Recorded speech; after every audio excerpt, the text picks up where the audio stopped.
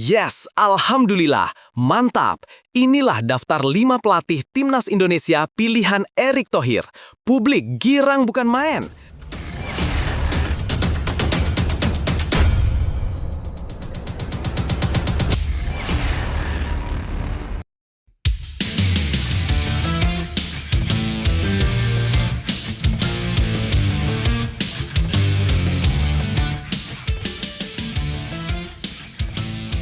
Yes, alhamdulillah, mantap.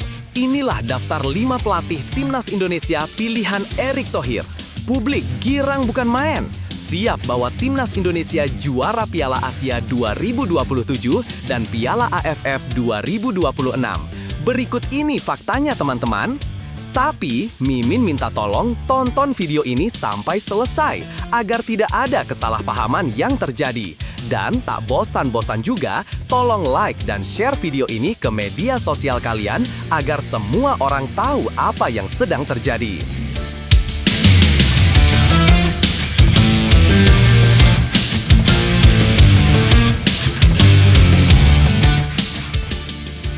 Sebelumnya diberitakan, Erick Thohir disebut sedang bergerak cepat di Eropa untuk mencari pengganti Patrick Kluivert.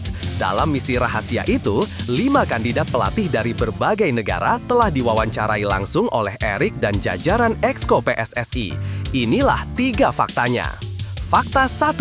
Perburuan pelatih dilakukan di London. PSSI bergerak cepat. Erick Thohir tak menunggu waktu lama setelah kepergian Patrick Kluivert. Bersama beberapa anggota Exco, ia terbang ke London untuk melakukan wawancara langsung dengan para calon pelatih Timnas Indonesia. Menurut Sekjen PSSI Yunus Nusi, perjalanan itu bukan hanya singgah di satu kota, melainkan kemungkinan berpindah ke negara lain untuk bertemu lebih banyak kandidat. Yunus menjelaskan bahwa seluruh kandidat berasal dari luar negeri. Ia menyebut ada pelatih dari Spanyol, Belanda, dan beberapa negara Eropa lainnya. Saat ini, Pak Ketua Umum dan beberapa Exco lagi di Eropa. Tempatnya di London. Mungkin akan kemana lagi? Mewawancarai 5 calon pelatih kita.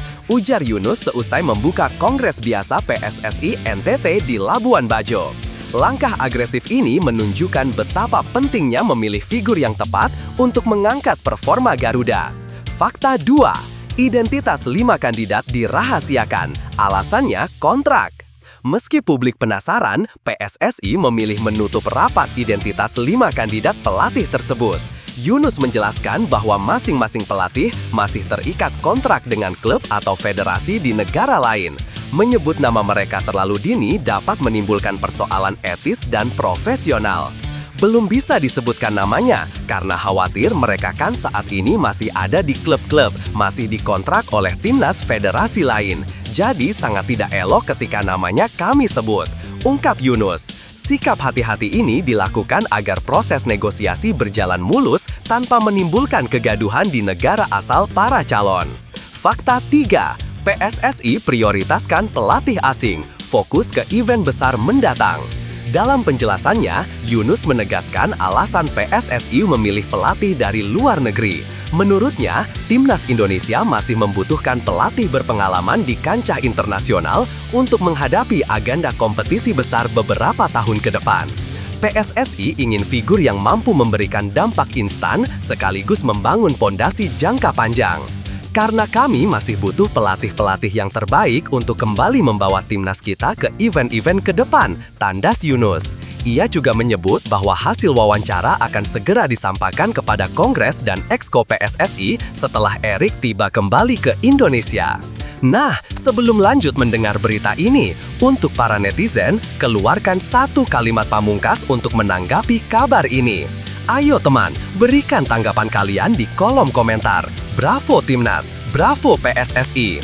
Ayo Garuda, buktikan bahwa level kita sudah dunia. Buktikan bahwa kita adalah raksasa Asia. Tiket Piala Dunia harga mati. Di sisi lain, jangan lupa juga satu kalimat khusus untuk Erick Thohir CS yang sedang berusaha keras memajukan sepak bola Indonesia. Silahkan tulis di kolom komentar. Ayo terbang tinggi Garuda. Mari kita lanjut teman-teman. Situasi ini menunjukkan bahwa PSSI benar-benar berada di fase penting untuk menentukan arah timnas ke depan. Langkah Erick Thohir terbang langsung ke Eropa menandakan keseriusan federasi dalam mencari sosok yang bukan hanya punya nama besar, tetapi juga mampu menghadapi tekanan besar sebagai pelatih timnas. Namun, proses yang sangat tertutup soal nama-nama kandidat membuat publik semakin penasaran, bahkan menciptakan spekulasi liar yang bisa saja mengganggu fokus. Lebih lanjut, di sisi lain, keputusan merahasiakan identitas kandidat memang dapat dipahami. Dunia sepak bola profesional sangat sensitif terhadap isu kontrak, dan kebocoran informasi bisa menimbulkan tegangan dengan klub atau federasi asal pelatih tersebut. PSSI tampak ingin bermain aman agar proses negosiasi tidak terganggu. Yang paling menarik adalah komitmen untuk mencari pelatih asing. Ini mencerminkan harapan besar agar timnas tak hanya berjaya sesaat, tetapi mampu bersaing di level tinggi secara konsisten. Jika PSSI berhasil memilih figur yang tepat, yang mengerti karakter pemain Indonesia, mampu membangun sistem dan punya visi jangka panjang, maka keputusan ini bisa menjadi titik balik penting bagi sepak bola nasional. Perjalanan mencari pelatih baru ini mengingatkan kita bahwa proses menuju perubahan besar memang selalu dimulai dari langkah-langkah kecil yang penuh pertimbangan.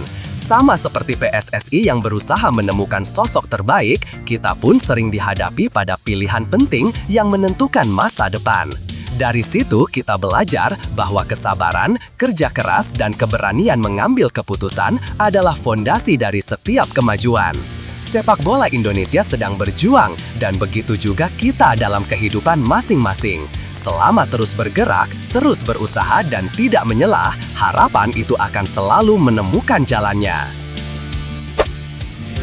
Media Vietnam, heboh timnas Indonesia diam-diam turunkan skuad terkuat di SEA Games 2025. Indra Syafri disebut bakal ukir rekor baru.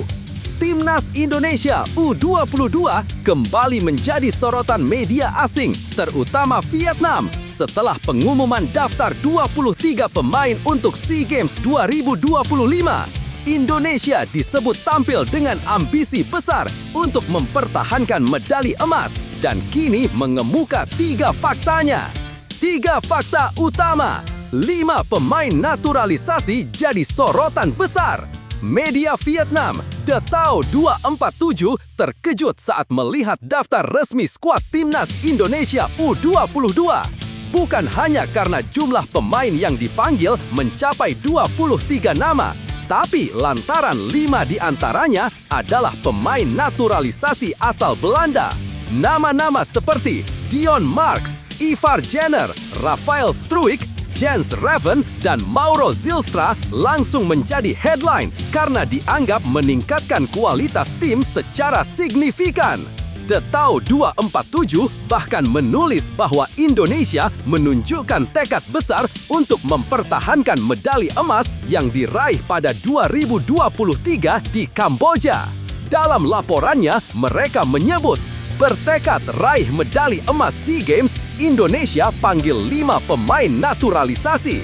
Tak berhenti di situ, mereka juga menilai naturalisasi bukan sekadar tambahan teknis, tetapi bagian dari strategi jangka panjang untuk bersaing dengan kekuatan besar seperti Thailand dan Vietnam. 2. PSSI disebut serius siapkan tim dengan TC panjang dan uji coba berat.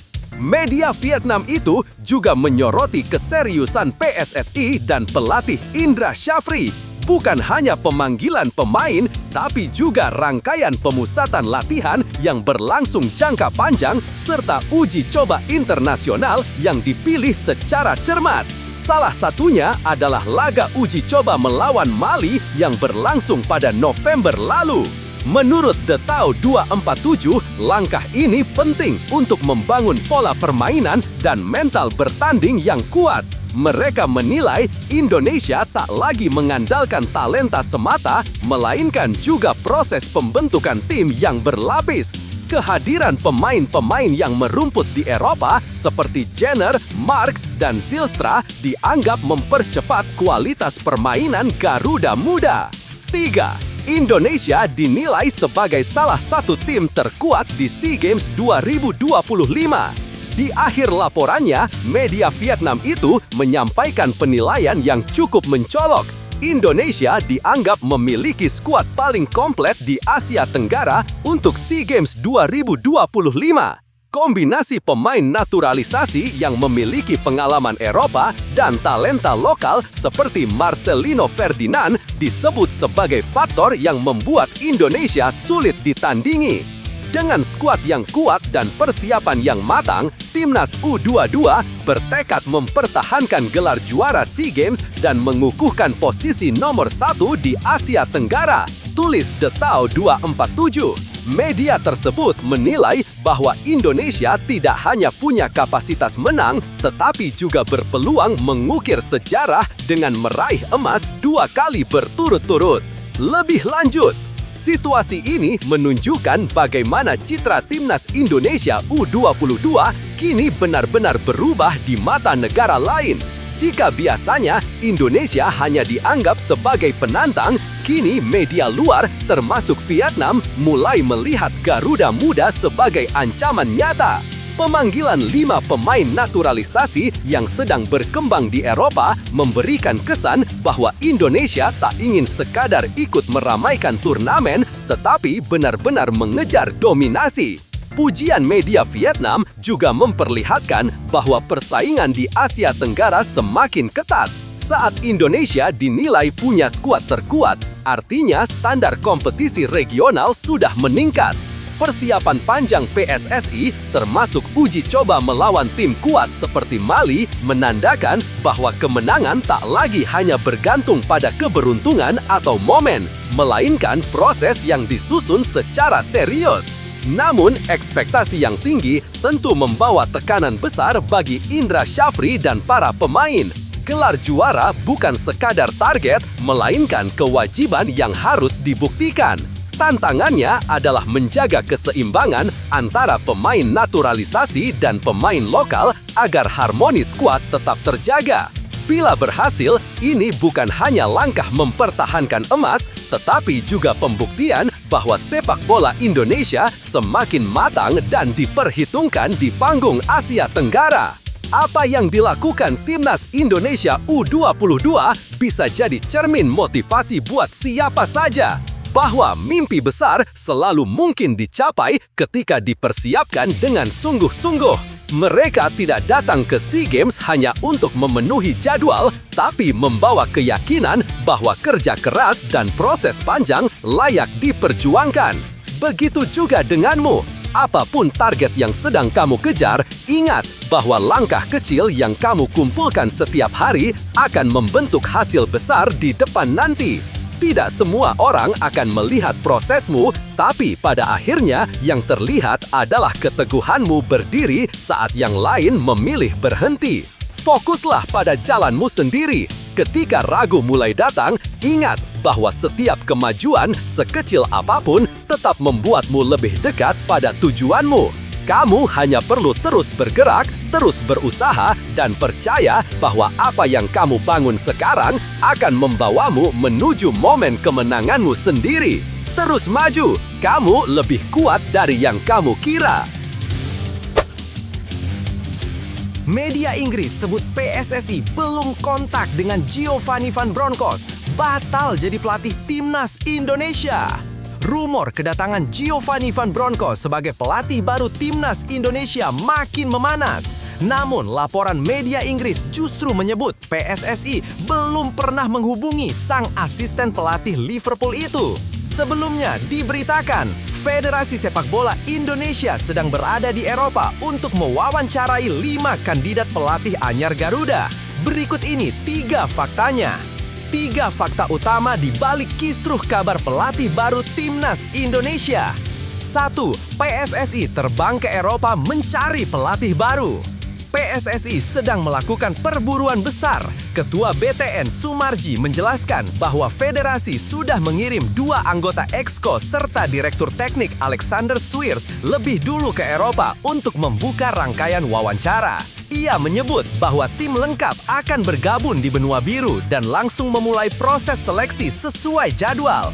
Malam hari nanti, ada beberapa teman Exco yang lebih dulu berangkat. Ada 2 orang yang akan berangkat terlebih dahulu ke sana. Dan Dirtek Alexander Swiers juga sudah berangkat kemarin.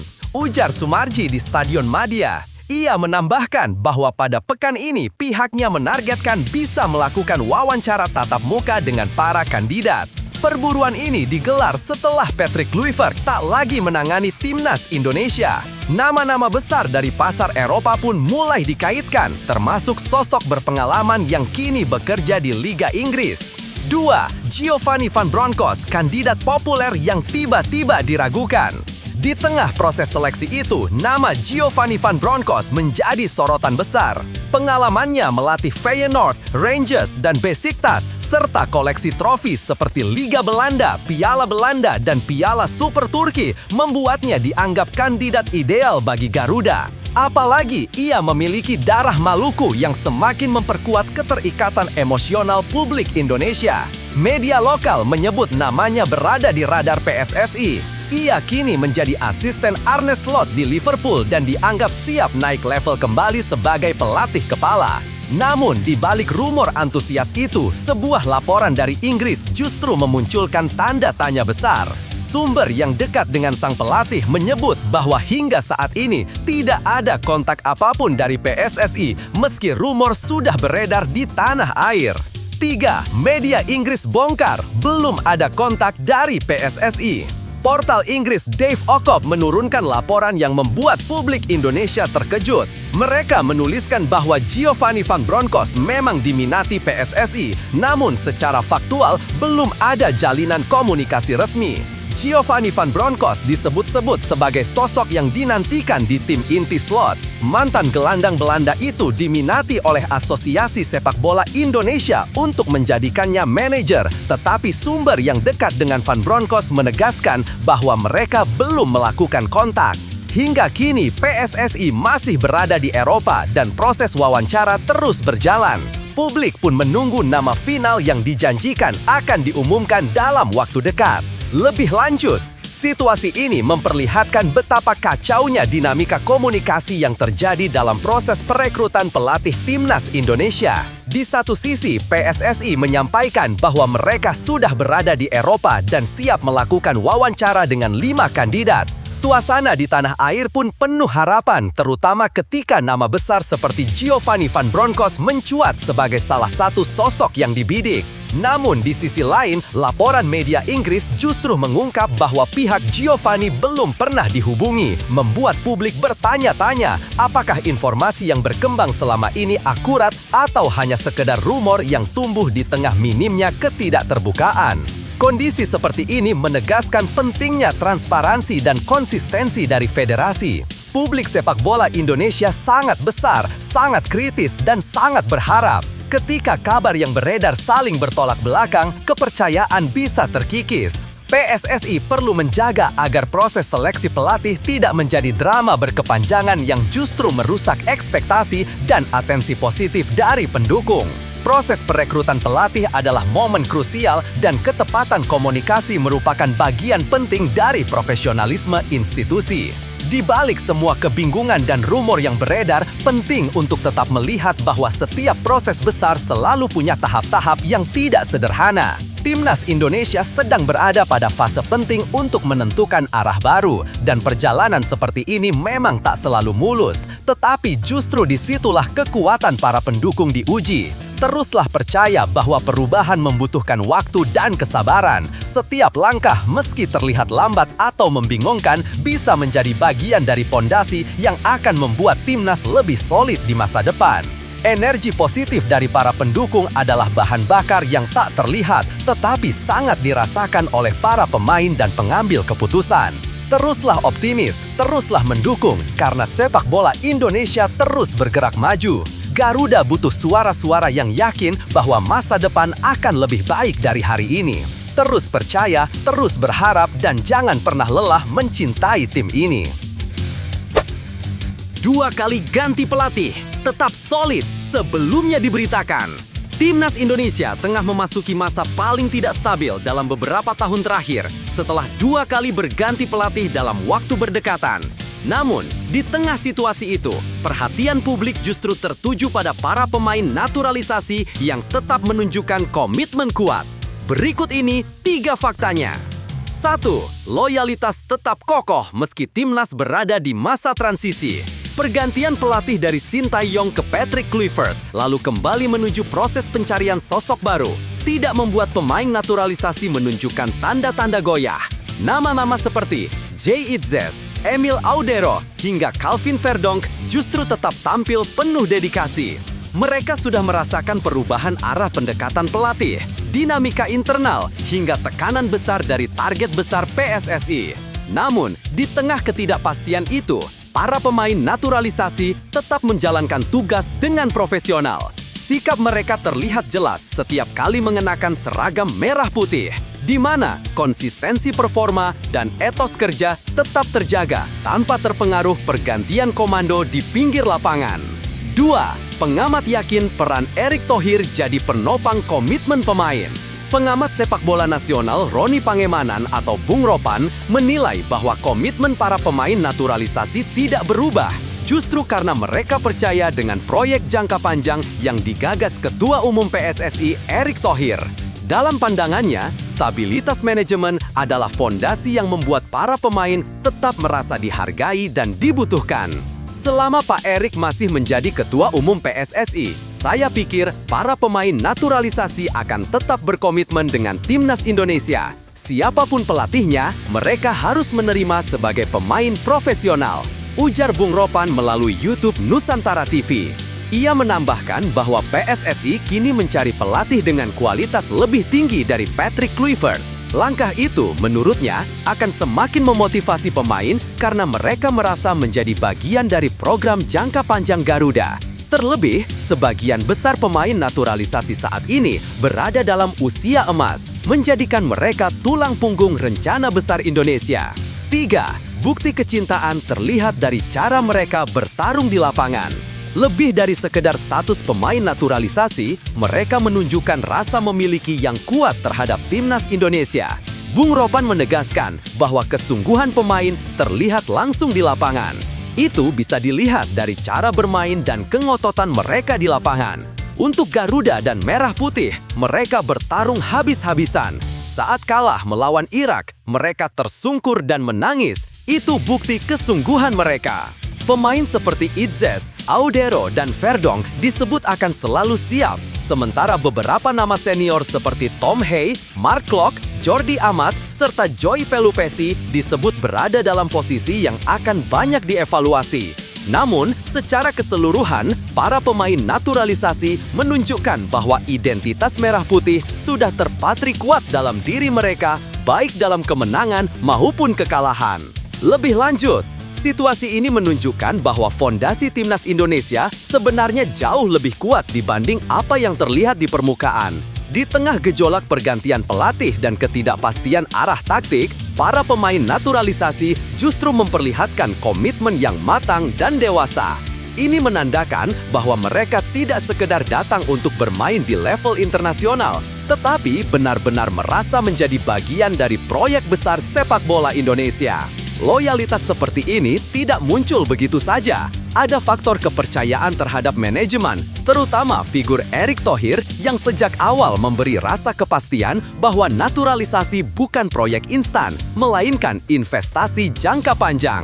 Ketika para pemain merasa dihargai dan diperlakukan profesional, mereka pun menunjukkan dedikasi yang konsisten bahkan dalam masa tersulit sekalipun. Yang menarik, komitmen mereka justru lebih terlihat ketika timnas kalah. Tersungkur, menangis, kecewa, itu bukan sikap yang dibuat-buat. Itu bentuk keterikatan emosional yang tidak bisa dipaksakan. Dan justru di situ, publik bisa melihat bahwa mereka bukan sekedar pemain asing yang berganti paspor, tetapi atlet yang benar-benar membawa rasa bangga saat mengenakan lambang Garuda di dada. Jika transisi pelatih berlarut-larut, risiko pasti ada. Kekosongan taktik dan arah permainan bisa menghambat progres. Namun, solidnya para pemain naturalisasi memberikan pesan penting. Fondasi karakter tim sudah terbentuk, dan itu modal terbesar untuk melewati masa sulit. Selama manajemen bisa cepat menentukan pelatih yang tepat, yang lebih kuat secara kualitas, dan mampu memaksimalkan potensi skuad, Timnas Indonesia sebenarnya berada di jalur yang menjanjikan. Dedikasi para pemain memberikan sinyal bahwa mereka siap melangkah jauh, asalkan diberi kepemimpinan yang stabil. Situasi seperti ini justru menunjukkan bahwa kekuatan sejati tidak selalu terlihat ketika semuanya sedang baik-baik saja. Tetapi ketika badai datang dan orang-orang yang kita andalkan tetap berdiri tegak. Para pemain naturalisasi yang tetap loyal meski 2 kali ganti pelatih memberi contoh sederhana. Selama hati kita tulus pada tujuan, tantangan apapun bisa dilewati. Begitu pula untuk kita sebagai supporter atau siapapun yang sedang menghadapi masalah. Ingat bahwa proses tidak selalu mulus, tetapi setiap masa sulit adalah kesempatan untuk membuktikan keteguhan diri. Ketika ada ketidakpastian, fokuslah pada hal yang bisa kita kontrol, usaha, komitmen, dan keyakinan bahwa perjalanan ini memang layak diperjuangkan. Timnas sedang masuk fase transisi, tetapi semangat para pemain menunjukkan bahwa harapan itu masih menyala. Dan sama seperti mereka, kita pun bisa belajar bahwa konsistensi dan kesungguhan adalah 2 hal yang membuat kita tetap melangkah, apapun yang terjadi. Tetap dukung, tetap percaya, dan tetap bergerak maju. Karena setiap perjuangan besar selalu dimulai dari keyakinan kecil di dalam hati bahwa kita bisa bangkit lagi. Media Vietnam, geger Timnas Indonesia U22 diperkuat 5 pemain naturalisasi di SEA Games 2025. Makin kuat. Timnas Indonesia U22 bikin geger Asia Tenggara. Sebelumnya diberitakan, skuad Garuda Muda menjadi sorotan setelah media Vietnam mengabarkan bahwa Indonesia akan tampil di SEA Games 2025 dengan kekuatan baru, termasuk 5 pemain naturalisasi yang memperkaya kualitas tim.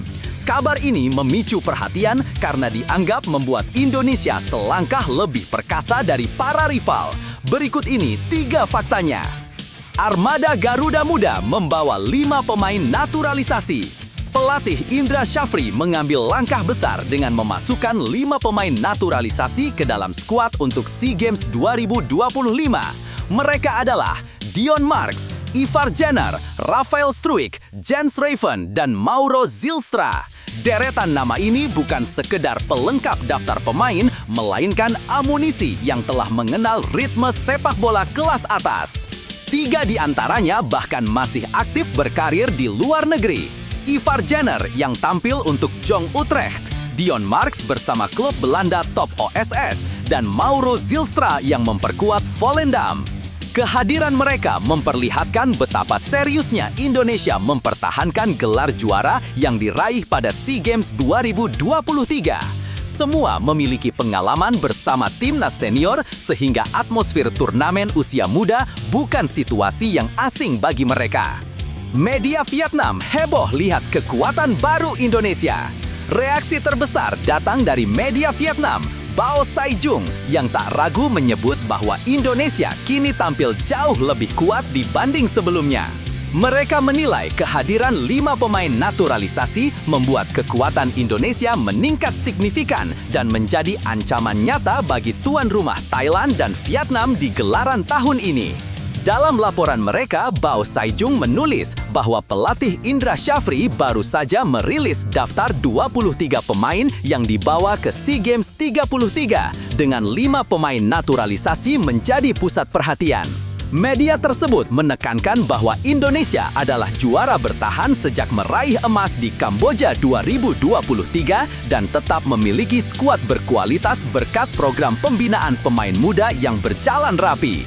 Mereka juga mengingatkan bahwa mempertahankan gelar akan menjadi tantangan besar, namun kualitas Indonesia membuat mereka tetap favorit. Tantangan besar menanti, tapi kepercayaan diri tetap tinggi. Meskipun diperkuat banyak pemain naturalisasi dan abroad, Timnas Indonesia U22 tetap menyadari bahwa jalan untuk mempertahankan emas tidak akan mudah. Thailand sebagai tuan rumah dan Vietnam dengan kontinuitas pemain mudanya diprediksi menjadi 2 rintangan utama. Namun, atmosfer positif terlihat dari internal tim, terutama setelah berbagai uji coba menunjukkan perkembangan signifikan. Indra Syafri sebelumnya juga menyampaikan kepuasannya terhadap komposisi skuad yang dibawa. Ia menekankan bahwa keseimbangan pemain lokal dan naturalisasi memberi warna berbeda bagi permainan Indonesia. Modal pengalaman, kualitas teknik, dan kedalaman skuad membuat optimisme semakin menguat, sekaligus menciptakan harapan besar bagi publik sepak bola tanah air. Lebih lanjut, situasi ini menunjukkan satu hal penting. Indonesia sedang berada pada fase baru dalam sepak bola usia mudanya. Keputusan membawa 5 pemain naturalisasi ke SEA Games 2025 bukan hanya strategi jangka pendek untuk mempertahankan emas, tetapi sinyal bahwa tim ingin melompat beberapa level lebih cepat dibanding negara lain di kawasan. Di satu sisi, ini langkah berani dan cerdas. Indonesia punya generasi muda lokal yang berkembang, lalu ditambah pemain naturalisasi yang sudah mencicipi sepak bola Eropa. Kombinasi seperti ini membuat kualitas permainan meningkat secara drastis. Tak heran media Vietnam ikut heboh. Mereka melihat pola yang mungkin belum bisa mereka lakukan. Namun tantangannya tetap nyata. Setinggi apapun kualitas pemain, tekanan sebagai juara bertahan selalu berat. Rival seperti Thailand dan Vietnam akan tampil mati-matian, apalagi status tuan rumah membuat Thailand semakin berbahaya. Tantangan terbesar bagi Indonesia bukan hanya melawan lawan, tetapi menjaga konsistensi, mental, dan chemistry antara pemain lokal dan naturalisasi dalam waktu singkat.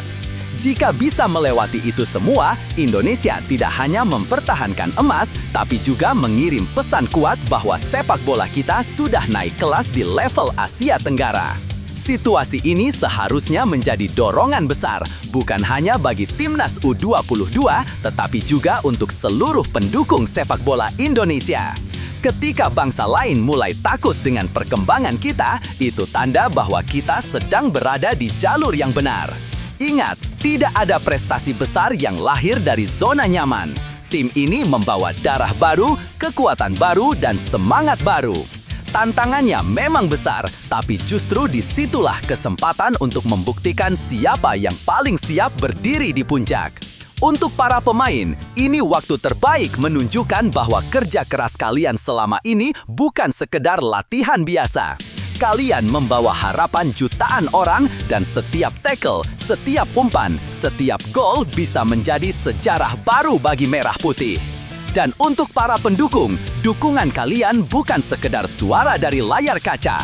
Dukungan itu energi. Percayalah, Indonesia sedang menuju level baru dan kita semua adalah bagian dari perjalanan itu. Tetap percaya, tetap dukung, dan tetap bangga. Karena saat Garuda membentangkan sayapnya, seluruh Asia Tenggara akan melihat betapa tinggi Indonesia bisa terbang.